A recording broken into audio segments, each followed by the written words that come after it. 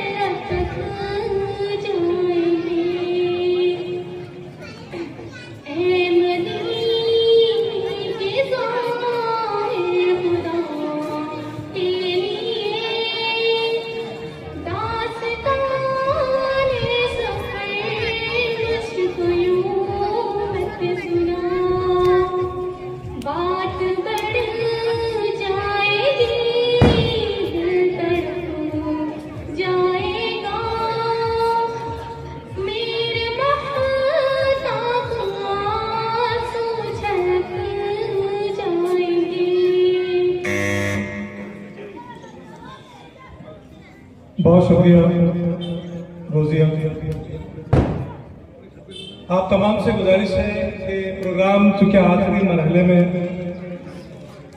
शुरू है और आप लुत्फ लीजिए और इस बाबरकत माहौल में बैठे हुए जिक्र खुदा कीजिए, दुरूद पाक पर।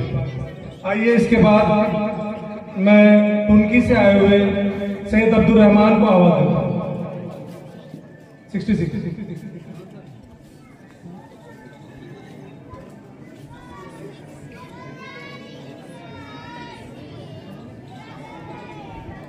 अस्सलाम वालेकुम रहमतुल्लाहि व बरकातुहू। लाए तशरीफ दुनिया में खैरुल वरा, हक व बातिल हुआ